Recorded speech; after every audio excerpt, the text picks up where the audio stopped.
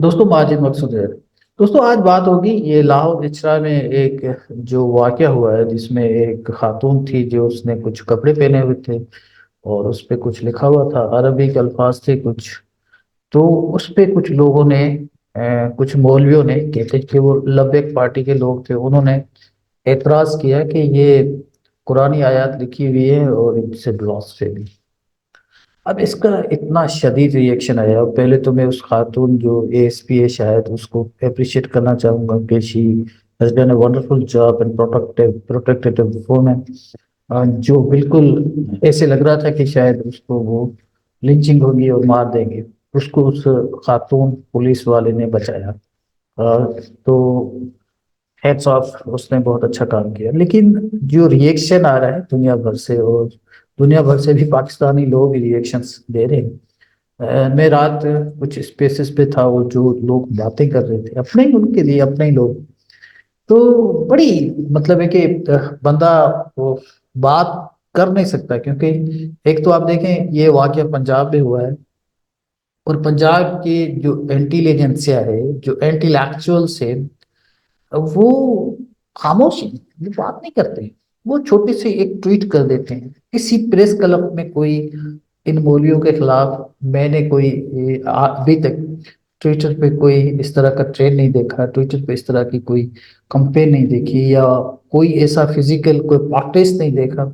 ये जो कुछ हुआ है, और सबसे ज्यादा जो अफसोसनाक पहलू है इस चीज का, वो ये है कि देखें, हम लोग इन मौलवियों को कंडेम कर रहे हैं कि ऐसा के वैसा, के समझते नहीं है, कि पढ़ते नहीं है, और उर्दू नहीं, उनको अरबिक नहीं पढ़ने आती, समझ नहीं है कि क्या है।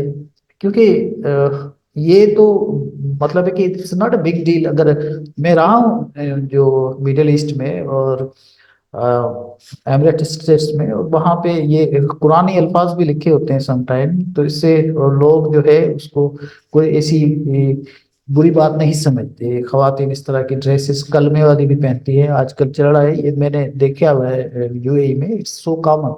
बट आपके पास ये चीज है।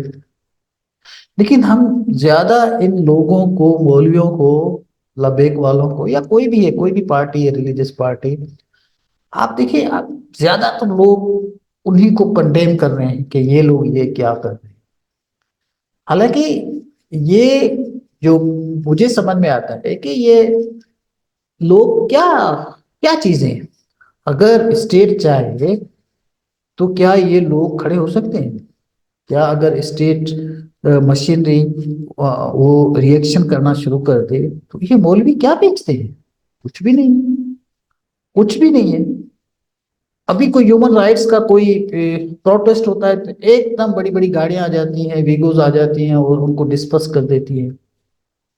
लेकिन जब कोई इस तरह का वाकया होता है जिसके पीछे ये और लोग होते हैं, खास स्पेशली जो मुल्लाज होते हैं, जो ये क्लर्क्स होते हैं, जो ये मौलवी लोग होते हैं, और वो कोई भी रिएक्शन करते हैं, तो जो हमारी स्टेट मशीनरी है वो बिल्कुल खामोश हो जाती है, और वो कोई रिएक्शन नहीं देती। तो इस बात का अफसोस होता है, क्योंकि ये आप कब तक करेंगे? देखें, ये जो मैं पढ़ रहा था कल, एक हमारा जो दोस्त है अपना यूट्यूबर, सोशल मीडिया एक्टिविस्ट भी है, मुजम्मिल हुसैन ने बताया कि कोई इतने मदरसे हैं पंजाब में, और सबसे ज्यादा तो उसने बात की कि साउदर्न पंजाब में है। लेकिन ये जो मदरसा की मशरूम है, उन्होंने तो सब कुछ किया। उसने बताया कि पहले लोग ऐसा नहीं थे, अब ऐसे हो गए हैं। तो इनको रेडिकलाइज करने में हमारी स्टेट का बहुत बड़ा हाथ है, और उस स्टेट को कोई समझाने वाला नहीं।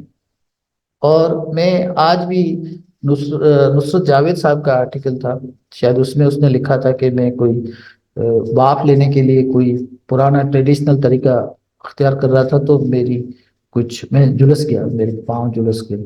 उसने कहा कि इसमें मेरी कोई बदनीयत ही नहीं थी, लेकिन मैं वो पुराना तरीका कर रहा था। हालांकि अब बहुत सारे नए तरीके आ गए हैं, जो जदीद तरीके हैं कि आप स्विच लगाएं और अपनी भाप लें, और उससे आप इलेक्ट्रिकल, जिसको आप कोई ले आए अपना कोई इंस्ट्रूमेंट या कोई चीज जो इलेक्ट्रिकल हो और उससे भाप निकलती हो।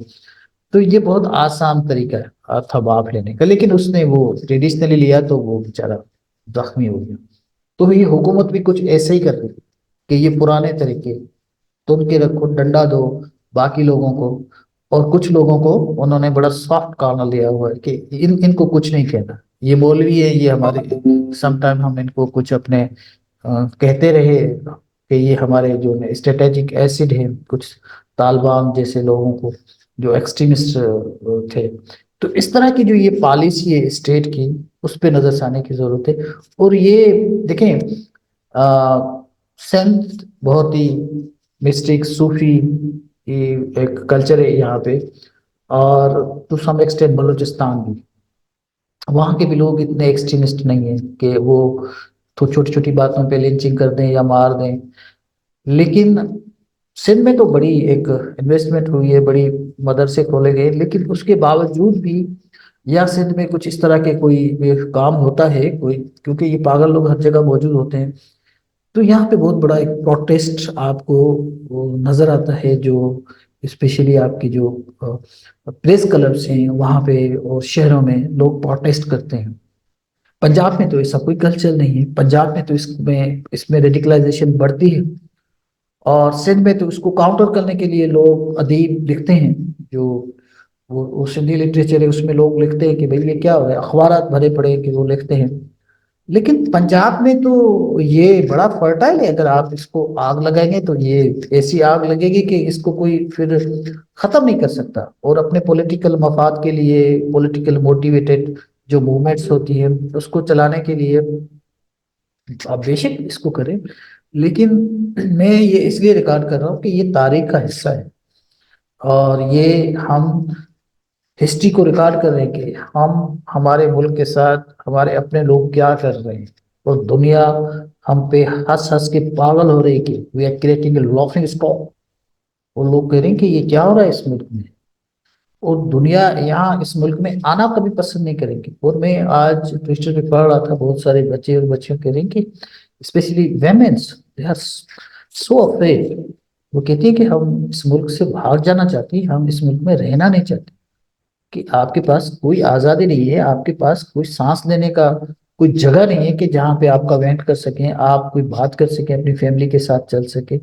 سو دس از کوائٹ انفیئر، اور یہ it's high time for state to take a serious action against those people who are doing this nonsense, اور اگر اس کو نہیں روکا گیا تو یہ آگ ایسی لگے گی، ایسی لگے گی، میں ریپیٹ کرتا ہوں کہ اس کو کوئی بجھا نہیں سکے گا۔ بہت شکریہ۔